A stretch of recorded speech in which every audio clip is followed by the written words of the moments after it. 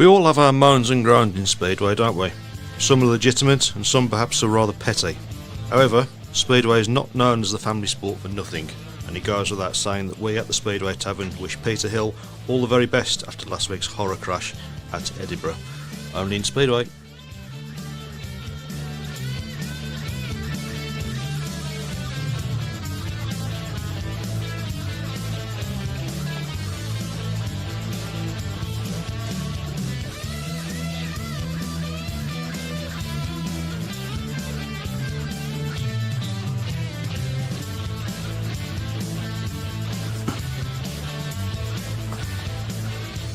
Well, good evening and welcome to the Speedway Tavern, still the only fully interactive podcast. And still the best one. And still the best one, absolutely. And the most handsomest people, apart from Mike. Wow. There you go. Wow. Mr. Shrek over there went for that. Wow. Wayne Rooney over there went for that. Any more? Good evening. Well, it's, I suppose we should start with squeaky bum time.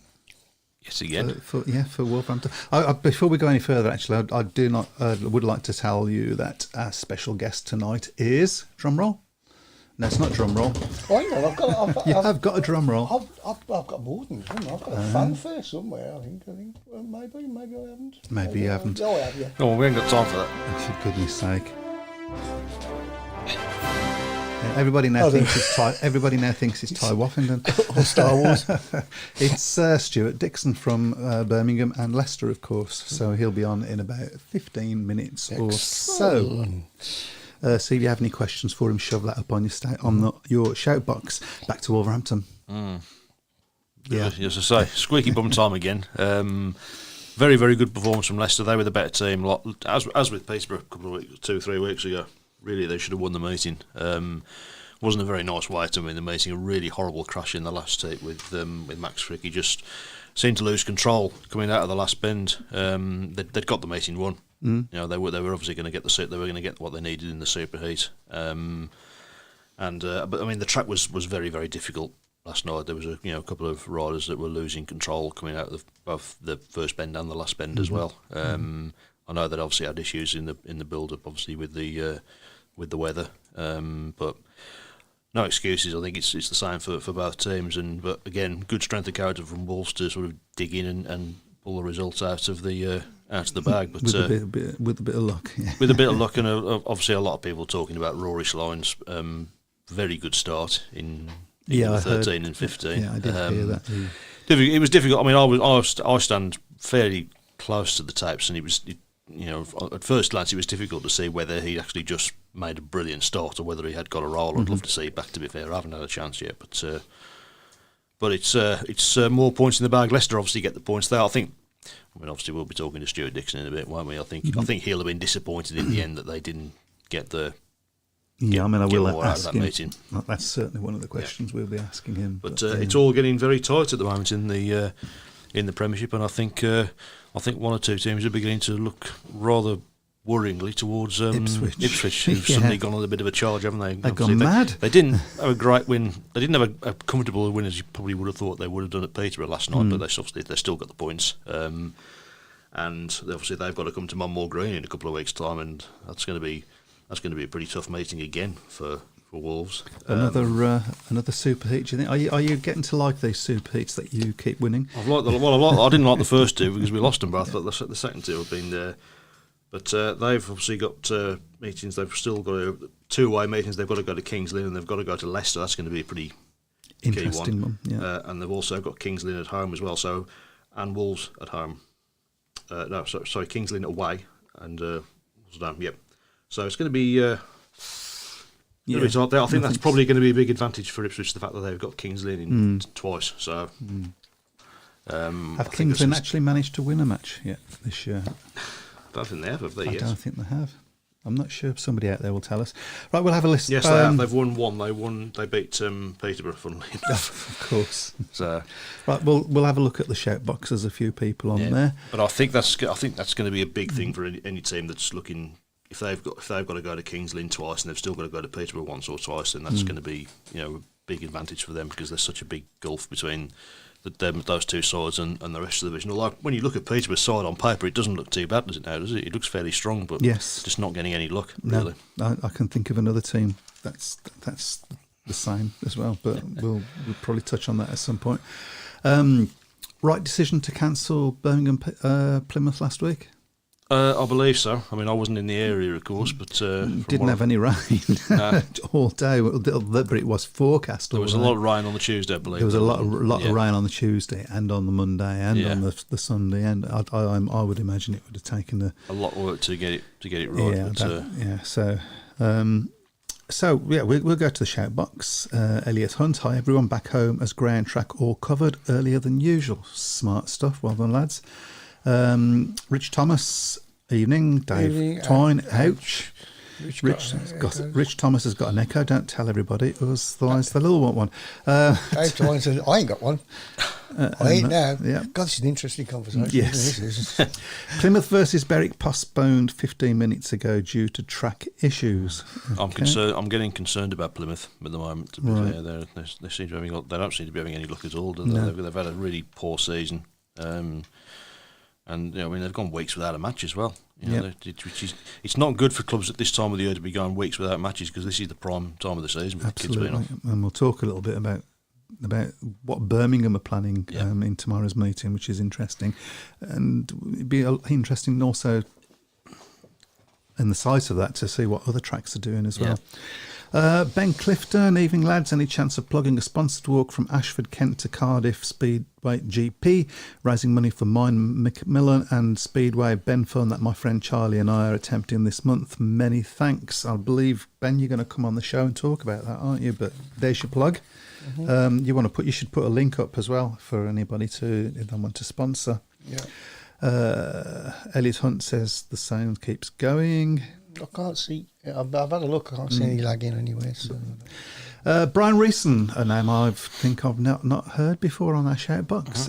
Emil is world class, just so exciting to watch wherever track he rides. I think, we've commented on that before. He's a great shot in the arm for British Speedway. I think so, and I think he's obviously very, very approachable as well. He's been brilliant with supporters. He's spent a lot of time with them signing autographs and things like that, and that's good to see.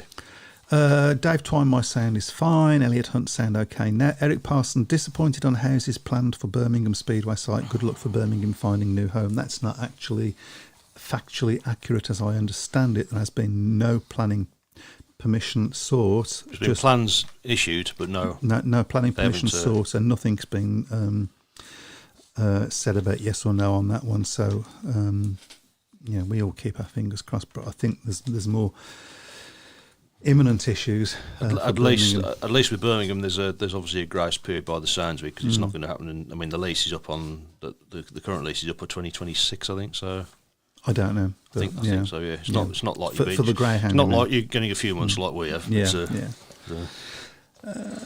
Plymouth versus Berwick, riders did not test track until an hour had gone. Should have seen the crowd's faces as they left the track. Not great. Be a shame to lose Peterborough. Superb racing last night. The new pole top scored last night. Yeah, I think they've pretty much confirmed now Peterborough aren't going to be certainly not going to be running at the showground in 2024. The Bellevue versus Sheffield meeting last night was a great advert for Speedway. All riders not giving an inch on track. Yeah, I've got it taped. I'm going to be watching it when I get a chance. Looking forward to watching that. Same here. A track unsafe at Plymouth, we've been told. Gosh, they're all coming quick and thick and fast. Speedway probably finish by 2026, says Rich Thomas. Well, there's a nice positive outlook. More about Emil Saifutinov being class, and something about Basso being back to form, but I can't see all of that. Here you go. Hello. Really good meeting at Peterborough last night. Patrick, thank you. Impressive in only his second meeting. 12 points, beat Doyle in one heat. Saifutinov, different class with the maximum. Doyle and Bomber, disappointing. Yeah, Basso back to form. He beat Doyle from the back, I think. So it's pretty impressive for his second meeting. He's obviously a class act. So excellent. Right, so let's have a little talk about Birmingham, because we'll be talking to Stewart Dickson in about 5 minutes. I'm going to read from their website. This is what Birmingham are doing. As you mentioned, it's always good to have meetings at this time of year, if it's not rained off, as sod's law it is. More decided they're watching you try to work your phone anyway. So. Yeah. Oh dear. Is he on silent, by the way? No. Sorry. No. No. Sorry. I'm busy. I'm doing producer work here. You know what I mean? Right, so Birmingham kickstart a crucial run of fixtures when they host Redcar at Perry Bar tomorrow. Blah, blah, blah. They currently sit 3 points behind the 6th placed Edinburgh in the standings, but know the results of their 3 remaining home fixtures will have a big say in their hopes. It's strange that it's still possible. It should be, shouldn't it, really, with the season they've had? Ridiculous, but you know.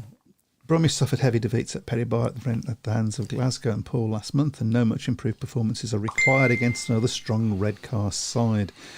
Blah, blah, blah. Talking about Josh Pickering. Okay, so...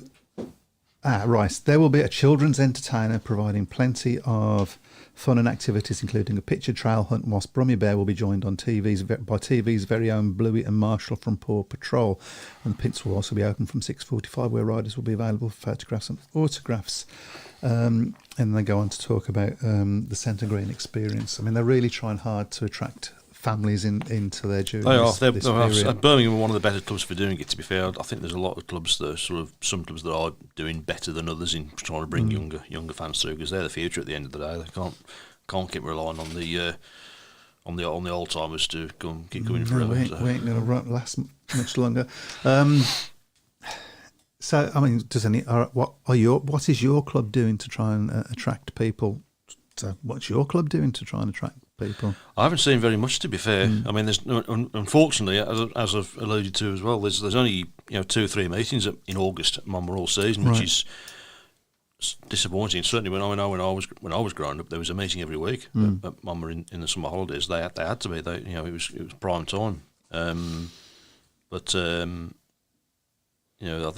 do worry that a lot of these clubs just seem to go down the route of let's just throw open the doors and hope people comes in. You can't operate like that. No, you've got to go and do the work and do the groundwork and get these people into stadiums or watching it on the streams, and then they might get attracted by watching it on the streams and then think, well, I'll go and see what it's like for real. Yeah, I mean, from Birmingham's point of view, you've got to be absolutely honest and say, a team as unsuccessful as they have been, one home meeting this year, I think I'm right in saying, that's not going to help attract anybody, is it?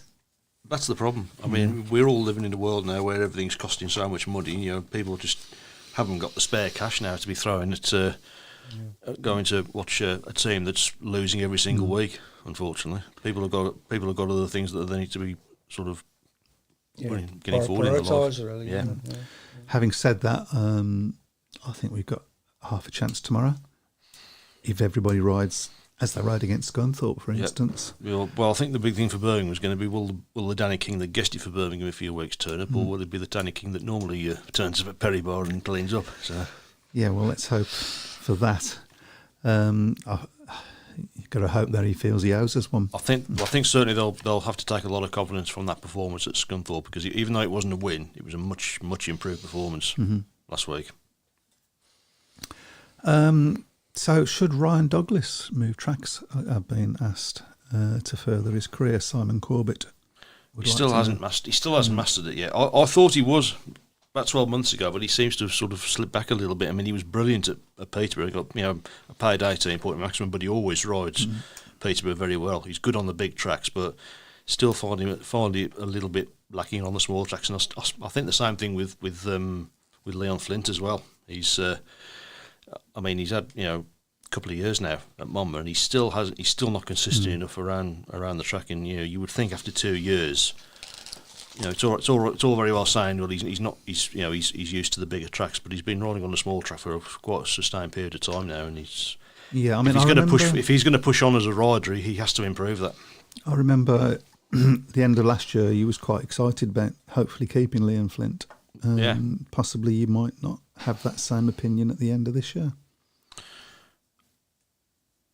I've got my doubts about him now. To be fair, he hasn't kicked on in any of the divisions. No, he's really. not. He's not had a great season for Berwick, has he? But Really, that happens, to be fair. though. I mean, that happens. Yeah, but it's concerning because he's definitely got. I mean, you'll know yourself from when he rode at Birmingham. He made such a huge impression that season that he rode for Birmingham. Okay, yes, it was in the National League, but you were thinking then, this guy's got the potential to be a really really big star. And I think I know I was delighted when Wolves signed him. A lot of Wolves fans who didn't know much about him. When we signed him, we very quickly sort of looked at this guy and thought this guy's got the potential to really kick on, and he hasn't done it as of yet, unfortunately. Well, hopefully there's still time. Yeah. I mean, he's one of my favourite. Yeah, nice guy, really nice guy as well, Leon. Michael Duke says, I take my 7-year-old daughter every single week down Perry Bar. They do a brilliant job with the entertaining and the Cubs club. She loves attending, so that's brilliant. Good. And on that note, if all the technology is working, we should have Stewart Dickson on the phone. Are you there, Stewart? I am there. Fantastic. It worked. First time. Well done, Webby. Oh, yeah. I'm getting the hang of it after 13 years. Yeah. Right, so Stuart, obviously, hello. Thank you very much for coming on the show tonight. Team manager of 2 red and yellow teams. Yep. Yeah, which is fortunate, I guess. So we'll talk a little bit about Leicester on May 1st, particularly in light of yesterday's match, which must have been a double-edged sword for you. You had it won till the last corner of the superheat, and you probably was a bit annoyed that you didn't win it before the superheat. However, you probably would have accepted that result before the meeting. So how do you sort of assess that? Yep, I don't think you're far wrong with your comment. When we were 8 points up, I always felt that Wolverhampton would come back in it because they had a run of gates 1 and 3, which were certainly more advantageous than 2 and 4 on the night for both teams. Obviously, we get a fair share of 1 and 3 as well. Mm-hmm. But I had looked at the programme and I thought they were going to come back into it at some point. We I don't know what I use the word. We were a bit unfortunate. We lost a couple of points. We were on a 5-1 in Heat 2, and Jake Allen lifted on that last bend as well. Max Frick obviously done it in the super heat, but as much as it was disappointing to knock him away with another extra point, we got 2. It was more a relief to see Max Frick up, even though he was a bit bloodied about the nose. He was a bit stiff and sore. But I contacted him today with his neck and that, but he thinks he'll be good in a couple of days' time. So, there was a slight tinge of disappointment that we never got the actual win on the night. But we got 2 points, and as I say, most important was Jake Allen and Max Frick both walked away from the scary-looking crash. Yeah, absolutely, absolutely. And I imagine as well you was pleased with the sort of response given the Ipswich loss at home as well. Yeah, we were. It was intriguing to find out, how we're going to bounce back. I'm glad that we did. The Ipswich one, as I said at the time, was a one-off. We had about 4 or 5 riders who just all in the one night decided to have an off night. These things happen, but you don't normally get as many at the one time. I think the riders from my team showed their character under challenging conditions last night. But both teams gave it a right good go, and the track did get better as the meeting went on. So very pleased that we're showing that that was a one-off against Ipswich, and we bounced back last night accordingly. Yeah. I think really, Stuart, there seems to be a few teams in that top 4 that are on edge after Ipswich's win at Leicester last week, because people have looked at their team at the start of the season and thought, well, they're going to be strong, particularly in the big heats with Emil and Doyley, but it hasn't really clicked into the gear yet. But they've started getting some really good results. I think the difference has been is when Danny King scores, and I'm not popping Danny, but when he scores, they're a really, really tough team to beat. Eric Riss on last night's showing looks as if he's now beginning to come to the party. They have made a late charge, and I will say I keep an eye on all the fixtures. I know they've still to go back to Peterborough, they've still to go back to Kings Lynn, and so they've got meetings there. They'll be targeting more away wins. I suppose it's good for the league in general. You get 5 teams looking to go into 4 places, and that simply won't go. So somebody's going to miss out. So we can only keep doing our job at Leicester, and we go to Sheffield on Thursday night, looking to see if we can keep it as close as we can there as well. But it's getting exciting. Definitely is, yeah. And you've got some tough matches to come up as well, really, because you've still got to go to Bellevue as well. And, of course, you've got probably what might be a key one against Ipswich as well. Yeah, we're going to go to Bellevue. We will be holding a 14-point lead on that meeting because we're better 52-38. So, at worst, I'd like to think we can get a point there, which these what I call the hidden point, the aggregate point. You go to a track and maybe you lose or whatever, but you come away with a point. They can add up and make such a difference to the league table. As you say, we'll still go to Ipswich as well. I think the aggregate bonus point will certainly be out of the question there on that one, but if we can go there and put in a much better performance, it'll be good. We've still got Wolves to come at home, Sheffield to come at home, Kings Lynn are still to come at home. So there's a chance to pick up some more points at home where we have been pretty good, apart from that one blip against Ipswich. Yeah, you must also, I'm looking at Dan Thompson's scores at the moment. You're probably grimacing a little bit about that, both from Birmingham's point of view and from Leicester's point of view. No, I'm still not. I look at Drew Kemp, and he won 2 races last night at Wolverhampton. He's scoring very well for us. Our reserves got 14 last night. It could have been 16 if Jake Allen hadn't fell off. Dan's doing well. Maybe the shake-up getting left out at Leicester's done him a world of good. And he's starting to show his true potential. Absolutely. Okay. So if this is Leicester's first season back in the top flight for a few years now. You must be more than happy with the way things are going. Playoff place more than a possibility. Yes, we are. There's no doubt about it. We are. I don't think at the start of the season we were everybody's favourites to be in the top 4. I think most folk predicted is maybe been about 6th or 7th position. Nobody can ever quite tell, and everybody's entitled to their thoughts and views and opinions on that. That's what it's all about. It'd be a boring world if nobody made predictions. I quite like looking at them, especially if we can manage to prove people wrong. We're sitting in joint second place with Wolves. It has been good. I think the achievement, and I know I'm not playing it down, it's see if we can finish in the top 4. Because, it looked 3 weeks ago as if it's going to be plain sailing, but Ipswich have came from nowhere almost, and it's going to be tight. But the ambition at the club at the start of the season was to reach that top 4. That was basically our big goal for the season, and if we can do that, it's been a very good return for us in the top flight. Absolutely. So I don't know whether you are aware of how we do things on the programme, but we do have a shout box that people put their questions on, so I'm going to be fielding some of those questions to you as well. This one's from Julian Lapworth. He says, Superheat needs scrapping. Wolves not good enough to win the last 2 home meetings in 15 each, yet end up winning both. What's wrong with a point apiece? I can't disagree with that. I've got to say that Julian makes perfect sense. I think it's a draw. I mean, you have a draw in sports, football, sort of thing. You look at Speedway, the Superheat. I don't know where it came from. I think I did voice my opinions at the AGM that I wasn't in favour of it. Something I'm allowed to do. Mm-hmm. So we can't all agree with each other. But for me, I thought a draw was the right result.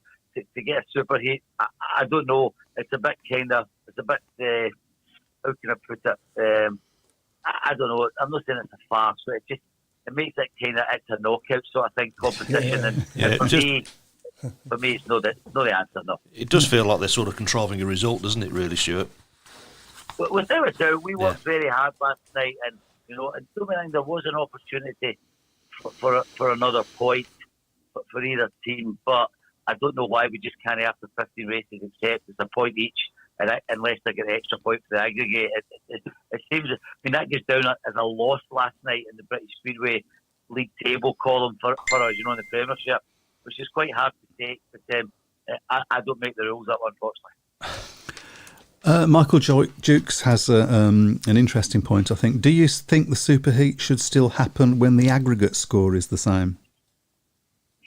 I think there's maybe more need for it then, if it has to be. I think that's maybe something we could certainly look at, but for me, that's all it would be for. If there's an aggregate score, then if a Superheat, if it's 90-90 after 30 races, I think it makes more sense then, I've also had a question that I'm not actually going to put to you, but I feel I should comment on it. There's a gentleman on our shout box wants you to make a comment about a statement that Chris Harris hasn't yet put out. So I can't, with all honesty, do that. But that's why I'm not putting it to Stewart, because you're asking him to comment on something that hasn't actually happened yet. So yeah. Okay, Michael Jick says Poland misses a trick with some sort of superheater runoff when the aggregate score is the same. So yeah. Let's move on to Birmingham, if I may. Yeah, you joined Birmingham, what, 4 or 5 weeks ago now, something like that. Doesn't time fly when you're having fun? Yep. Now, we've got a tough match against Redcar tomorrow. How do you see that? Is that a must-win for Birmingham? Yes. Simple answer. It's a must win. We know, looking at it, they're a good side. I think they've got a very good heat leader trio. I noticed Connor Bailey. In fact, I actually watched the meeting, the Eurosport meeting on YouTube earlier on tonight. Connor Bailey riding for Bellevue, racing really, really well. Jason Edwards, I like Daniel Hume. They've got a good team. They're going to come to Perry Bar. Let's not make any mistake. They will be targeting a away win. That's just the nature of the business when you look at the league table. They'll be targeting a away win. We need to give a sort of Berwick-like performance we gave in my first meeting. And if we can all ride to potential, I think we could cause an upset, yeah. Okay, so I mean, I feel exactly the same. But we sort of need the good Birmingham to show up and not the Birmingham that sort of showed up against Poole, really. Yeah. Yeah, without a doubt. I mean, we every manager will tell you the same thing. You're striving for consistency. I think a rider will say that as well. Paul Stark drops to reserve tomorrow night, and he's got a big part to play in the meeting. He was on a new engine, I believe, at Scunthorpe at our last away meeting a week past on Friday. He looked a bit much more on the pace, and he's got not just him, the other 6 riders too, but single him out because he should not be at reserve the calibre of rider he is, and he should be looking to have a good night for us to stand a chance to winning tomorrow night. Absolutely. I think really, Stuart, as well. I mean, the Brummie's last performance obviously was at Scunthorpe, and it was a defeat, yes, but it was a much improved performance, and certainly Birmingham's best away performance from the season. So you'll be taking a lot of positives out of that one, I would have thought as well. We did. We gave Scunthorpe a bit of a fright. First 7 or 8 heats. They'd done a bit of grading, extensive grading after I think it was heat 10 or whatever it was, and they slickened it off a little bit. I think that was for them, which is their prerogative. They can do that. I've done stuff like that at Leicester before, and they pulled away from us in the latter heats. But MD was at that meeting. You wouldn't think it was a 12-point deficit scoreline. We lost. We gave a good account of ourselves, and we need more of the same. The balance in the team is right. There's 3 heat leaders, 2 second strings, and 2 reserves now. When you look at it on paper, it's right, but the riders need to perform to their true potential for it to work. Have you been able to sort of put your finger on why it is that sometimes they do and sometimes they don't? And I think that's the $1,000,000 question. Anybody can answer that. You'll say to riders, and they're sometimes lost for looking for things as well. So it does happen. They will use the word that they're trying to find consistency. I don't know much about engine setups, anything like that. I don't kid on that. That's one thing. The team manager, I know my remit doesn't go as far as that. There's some managers are ex-riders and they can maybe advise a rider on that. I can't do that. I'll leave that to rider and mechanic. But they're just striving to try and get a bit of consistency and find the right setup all the time. It seems to be one of the most important things for a rider when everything's working well for them. They do just go out and score points and they don't change anything in the bike. I have noticed that with riders. And we can go off to a good start tomorrow night. We've got Josh Pickering at number 1. We can go off to a decent start tomorrow night, then hopefully the atmosphere will build through the team, because it's very difficult if you lose your first 3 or 4 heats and you're 6 or 8 behind. You try to pick up the riders. I can talk to them blue in the face, but ultimately it's what they do in the track. I can only talk so much, but once they go into the track, it's really in their hands to see how the result's going to be tomorrow night. And now that you've spent a bit of time at Birmingham, what's your sort of assessment of the club as a club? Well, I think the supporters are very passionate. We just need more of them. Mm-hmm. Nigel Tolley is very passionate. We spoke last night at Wolverhampton. I'm in contact constantly with him and Lawrence Rogers. We are still looking at ways of improving the team if we possibly can. I'm not giving names away, but we were speaking to a rider, over the weekend. Unfortunately, it never came off for one reason or another. So we are still actively looking. I think it goes with the responsibility of a team as if you can make it stronger. We certainly would. And it pushes the 7 riders on that are in the team at the moment. And hopefully after listening, they know they've got to do a job because, I've been brought in to try and get this 6th spot. Let's not dress it up any other way. Mm-hmm. And with Edinburgh picking up an away win, I think was at Berwick. It's made it a little bit more difficult for us. Yeah, it feels strange, though, doesn't it, that we're still... Two wins by August and still with a chance of winning the league. It's just... It's maybe something I don't entirely agree with a top 6, in a 9-team league. For me, it should be top 4. But again, that's only my personal opinion. Mm-hmm. I can understand why it's top 6 because we're talking about it now. It's making it exciting to end the season where if it had been top 4, I dare say the season would be almost over for the clubs I've referred to in the interview so far. Absolutely. Right, if we can move away a little bit from Leicester and Birmingham and talk a little bit about Stewart Dickson. So you're here in the Midlands, looking after 2 Midlands clubs. That's not a Midlands accent there. It's harsh, isn't it? Certainly not.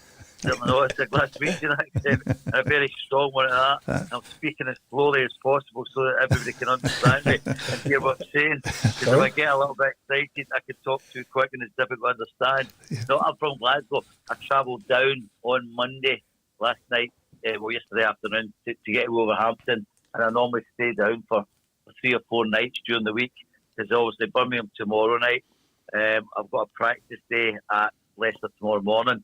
And then on Thursday, I'm at Sheffield with Leicester, and I'll head up the road on Thursday night, which will take me about 4 hours to get up the road, 4 hours 10. So, and then I've got a bit of time to myself. I'd head down to Berwick on Saturday with Birmingham, but it's an hour and a half. It's great. I love going to Berwick, and it's only a wee short journey, but there is a bit of travelling involved for me. But as I say, it made sense while I was down here Monday to Thursday with Leicester in racing in the Premiership. The Birmingham, when I spoke to the guys at Birmingham Wednesday night, I was already down here. It ticked the right boxes, and during the Speedway season, I just love watching Speedway matches. I am a supporter just like everybody else, but I've got a wee bit more involvement in it on the team management side. So how did that come about, you be sort of coming into the team manager side of things? Nick Morris and Justin Sageman had been at Nigel Tolley, I think, for a few weeks, and they'd mentioned to me that they'd spoke to him and they were eager to get me over. And I advanced from there basically. Nigel Tolley phoned me and we chatted, and I liked what he had to say. He seemed to like what I had to say, and that's where it really came from. Was obviously the 2 Leicester riders at the time. Obviously Nick's not there now for obvious reasons, but that's where it came from. So obviously my Birmingham accent isn't helping things at the moment. So what I actually meant was, how did you actually come into being a team manager in the first place?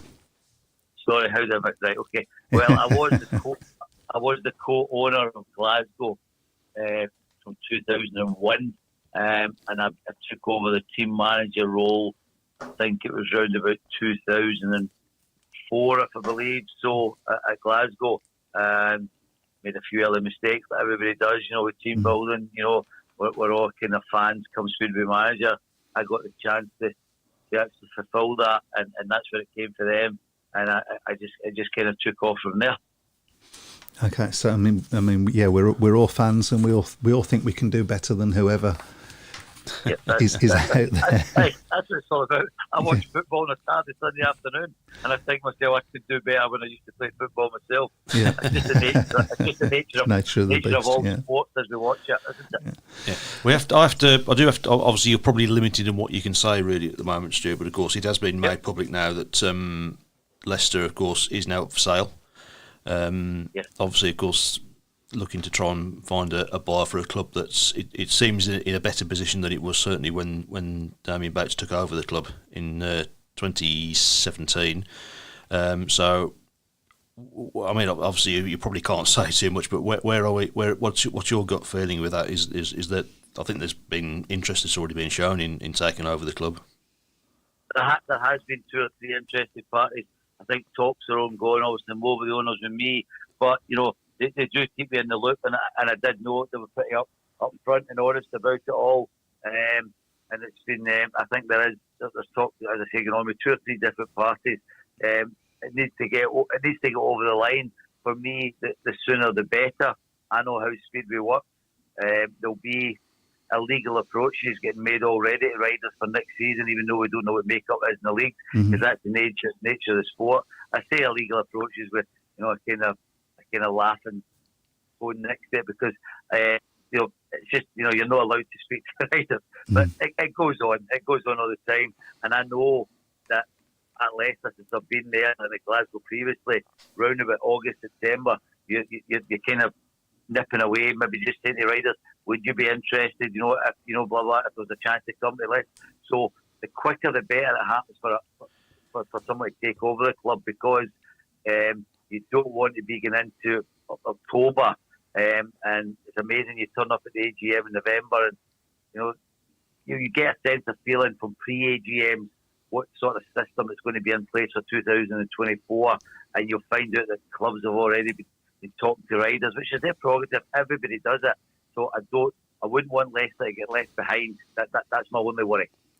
Yeah, I mean, it's slightly concerning, of course, with the top league, and obviously, there's Peterborough's obviously massive doubts. My club, Wolverhampton, of course, obviously got doubts as well, and obviously this situation with Leicester. I mean, we've talked about it many times in the past on this show, Stuart, about the possible spectre of one big league looming as opposed to the current 3-league system we've got at the moment. Yeah, I mean, again, I think everything will be up for discussion. I don't think anything's off the table. For me personally, I think worst comes to, I'm hoping, and I know the Wolverhampton guys they're hoping they can get some sort of stay of execution, where they'll look for another site. I think Peterborough, Buster announced today or last night that they're going to be struggling, obviously.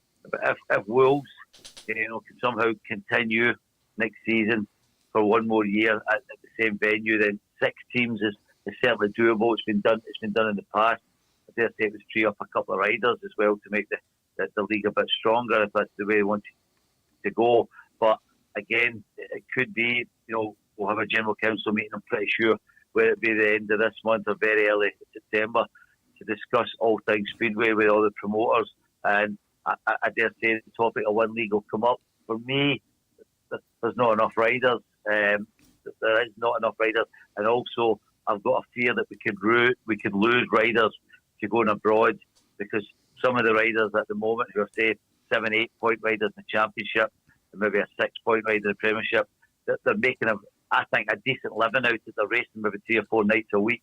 If we take that opportunity away, rightly or wrongly, then there could be a snowball effect that they go looking for racing opportunities abroad, something that slightly concerns me. Yeah, I mean, it didn't really. The one big league, of course, was last tried. I mean, I can remember the last time it was tried back in the 90s. It only lasted for 2 years, and it really didn't work in the end. I think there was just too much of a gap between some of the teams that had come up compared to the teams that had come down from the top league. I remember, I think it was about 95, 96. Yep. Glasgow were part of it. I was just a supporter at that time, but it was difficult. You still with what I call the elite league teams that were holding all the top. I think Glasgow done actually finished 6th or 7th in a big 18-team league or whatever, around about that number. But we were never going to win it. And for me, I don't know. It didn't work. for the reason it didn't continue. But there's going to be a few smarter people than me around the table when we have discussions, and hopefully they'll have some ideas of what we can do. I mean, I know we say it every year, it's almost as if we need to totally restructure, but it's easier said than done. I could write down ideas and take it and present it sort of thing. I do have ideas, but there's always somebody who will counter it, and that's not being negative or trying to be disrespectful, but it's just sometimes you don't realise what you put forward, there can be pitfalls, and that goes for any. Everybody wants us to prosper, we know that, but it's not just as easy as that, unfortunately. And finally, thank you very much, by the way. Finally, I would be remiss of me not to mention, and I've left it right to the end, so you can duck and run away if you want to. and I imagine there's not a lot that you can say, but obviously Nick Morris is a word that is a name that looms high at the moment in both Leicester and Birmingham. Is there anything more that you can say about what's going on there, and do you think he's going to be able to return to British Speedway? Yeah, I can. It's obviously, you're right, I can't say too much about it. I believe the hearing was put back at the request of Nick's solicitor. I think it's next week. It might be next Wednesday, if I believe, a week tomorrow. I'm not 100% sure, but I think that's what it is. On the side of what happened, I can't comment too much. I was at Birmingham, but I wasn't in the room when the test took place. Obviously, I've heard conflicting stories like everybody else had.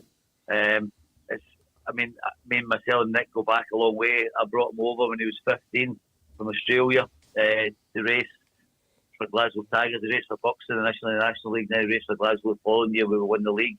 So we go back a long way. Obviously, there's been an error of judgment somewhere along the lines in Nick's part, and I can't really say too much more than that. I think we just need to wait until we find out the true findings, hopefully within the next week to 10 days. Okay, that's great. Thanks very much. I think we'll leave it there. Thank you very much, Stuart. It's been a great interview, and I will probably see you tomorrow. If you want to come and say hi to me, I'll be standing on the first bend holding the red flag. So. Red flag. First bend, red flag. That's I'll me. see you tomorrow night. Cheers, Okay, guys. you take care. Good luck tomorrow. Thank you. Take care. Cheers, Stuart. Cheers, mate. Cheers. Yeah, Bye-bye. bye. And you won't be doing much more than that, will you? Pardon? Sorry.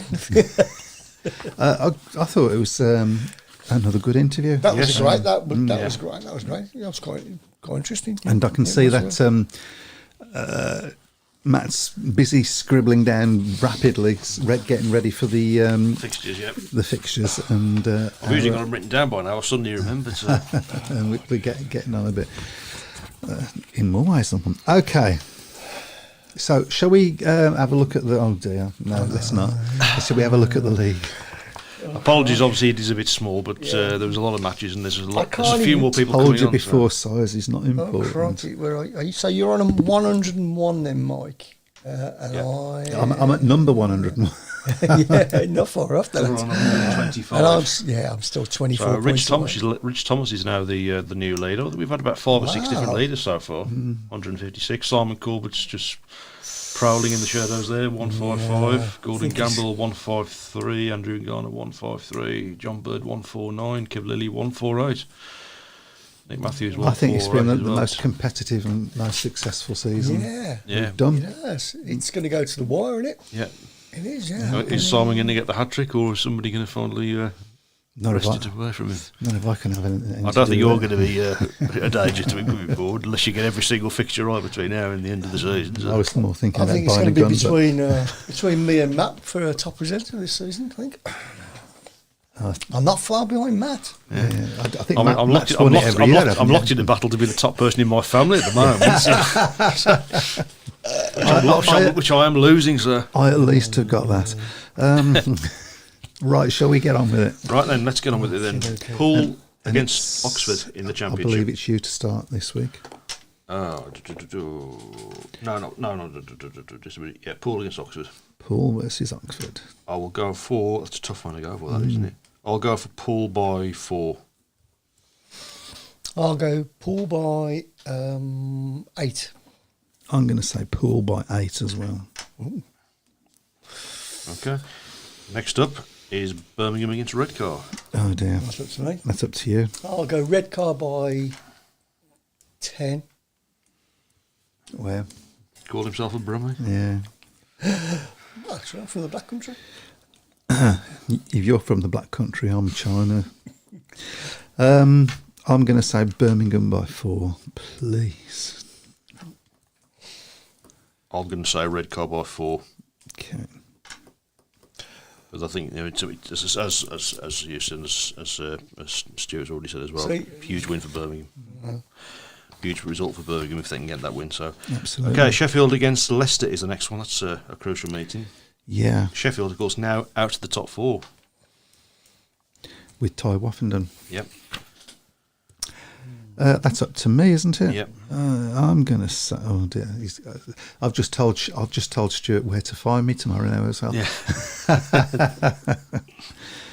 I'm going to go draw. My camera's frozen, so that's how disgraced I am. Oh yeah. Okay. Matt. I will go for Sheffield by 6. He doesn't know where to find me, does he? No, but I'll point him out and say you made me do it. I'll go Sheffield by 10. Okay.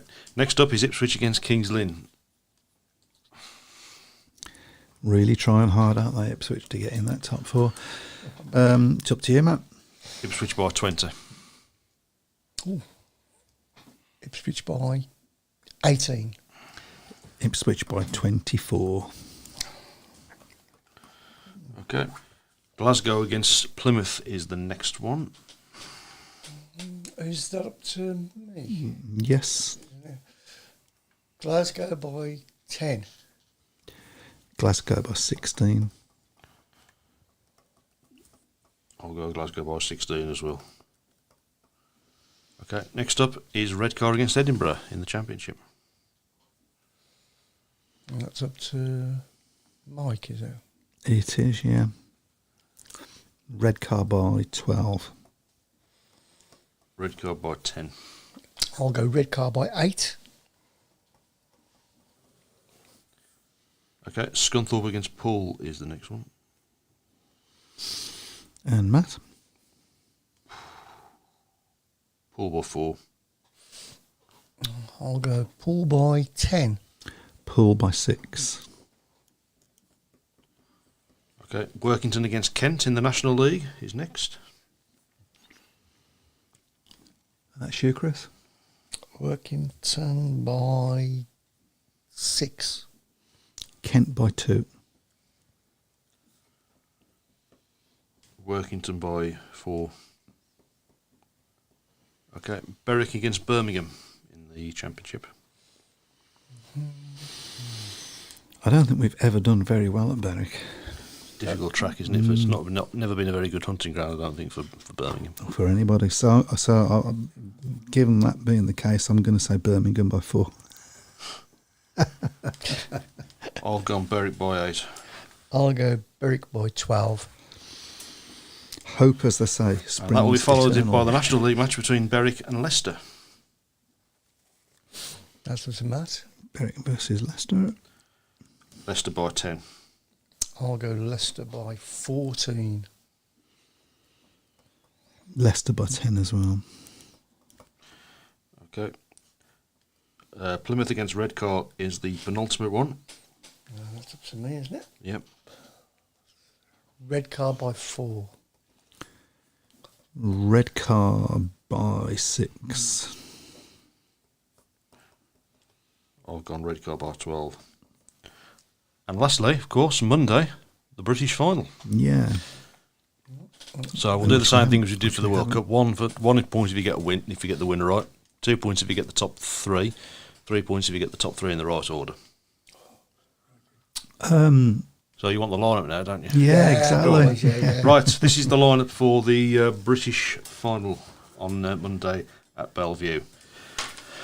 Simon Lambert at 1, Adam Ellis at 2, Richie Worrell 3, Kyle Howarth at 4, Craig Cook at 5, Danny King at 6, Rory Schlein at 7, Tom Brendan 8, Ben Barker at 9, Chris Harris 10, Steve Worrell 11, Leon Flint 12, Richard Lawson 13, Lewis Kerr 14, Dan Bewley 15, and Charles Wright 16. Winner of the meeting or the runner-up if Bewley clinches back-to-back titles will receive the wild card for the Grand Prix at Cardiff on September the 2nd. Okay, so I'm going to go Bewley, Wright and Ellis. In that order. In that order.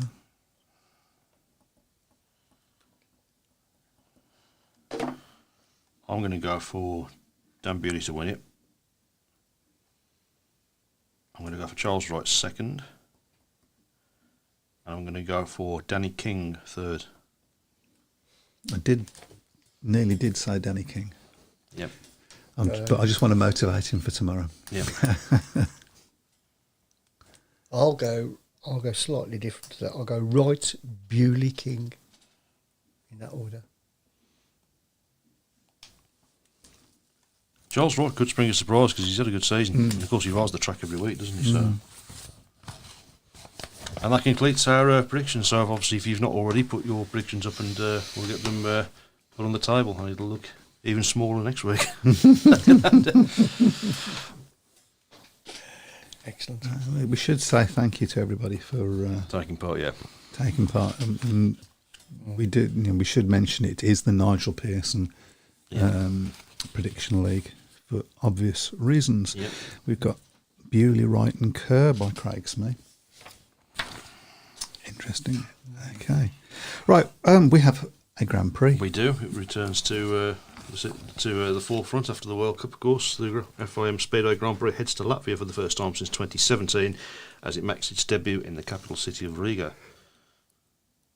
So it is the 2023 FIM Latvian Speedway GP, by far one of the sport's biggest rising nations, makes a much anticipated return to the Speedway GP calendar for the circuit that was first constructed in 2014 and has since staged a number of FIM events.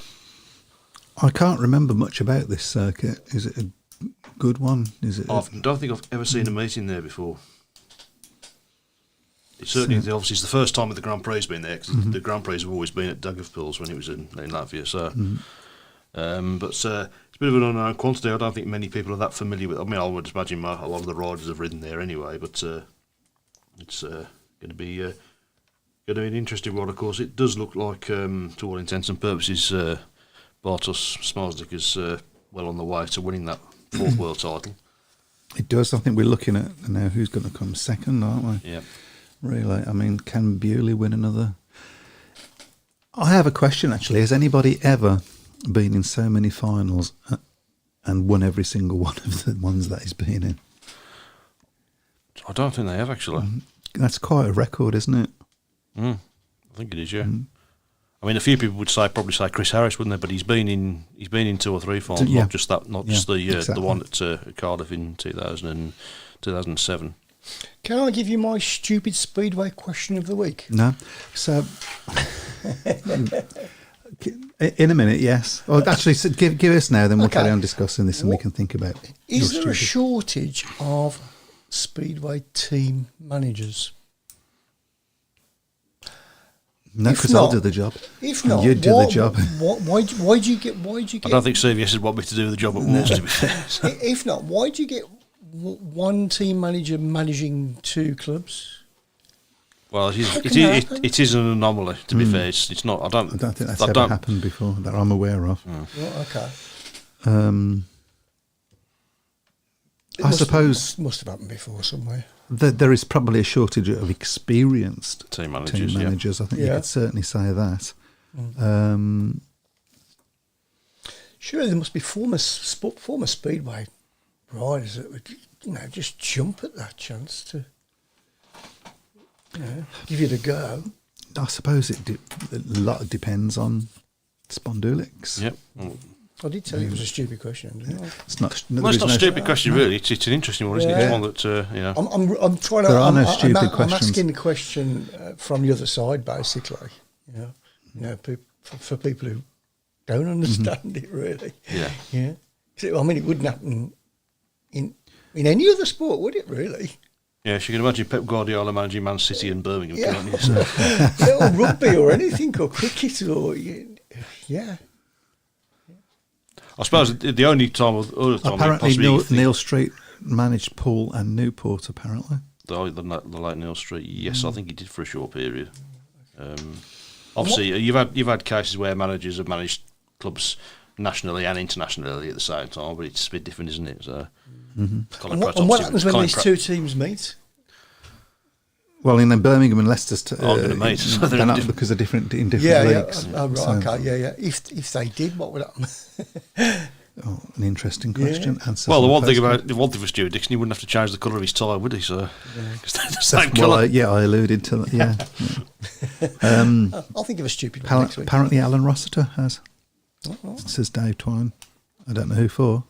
But He did he was for GB for a while, wasn't he? Whilst he was with it's Swindon. not So quite the same thing, but yeah. Yeah, it is that word that he said. Yeah, An anomaly. it's a sea anemone. But it seems to work okay. Yeah, and he seems to have a passion for Birmingham, which is what you want to see. So it will be interesting to see whether he stays on Birmingham after this season. Well, we don't know what's going to happen after this season at this point, do we? So that's I think that's one of the things that did come over in that interview. Was his passion. There was a lot of passion in that. Yes, absolutely. Yeah. Couldn't understand a word he was saying. Or was that just his accent? But yeah. He's probably saying the same thing about you, to be fair with you. A lot of people do, yeah. That's the alcohol, though. Rich Thomas says you can't do two teams in one league, which makes sense. So, there you go. Do we think Swindon could come back next season? Stand appears to be in the process of being built. Says Really? Craig. I'd like to think so, but Yeah, I we just need 'em. can't. Well, I think they need another team certainly, but I'd love to think they would, but I just can't see it myself. I mean, who owns the promoting rights now? Because I don't think Terry Russell owns them. I think he sold them on, didn't he? So I think he did, yeah. Let's hope so. yeah. So I've also heard a couple of positive remarks about Rye House. There's the planning permission or something had been rejected for getting rid of the Speedway track. So that's positive, I guess. Rich Thomas says Swindon won't go back to the Abbey dogs only. Okay. That's my gut feeling. To be fair, if they're going to get back, it would have to be at another venue. So, but finding that new venue is going to be the problem, I think. As it Wolves are finding out, and maybe Birmingham will have to look for. We don't know. At least Birmingham have got a few years to look We by that. believe so, yeah. What's been said. So, Right. Well, I think we've done it. We're done. we've done it. don't know what we've done. But Yeah. Thank you very much to everybody for joining us on the Shout Box. And thank you very much for Stewart Dickson. Very informative interview. We will see you next week. Good luck. Enjoy your Speedway this week and come and watch Birmingham. Bye. Good night. Yeah.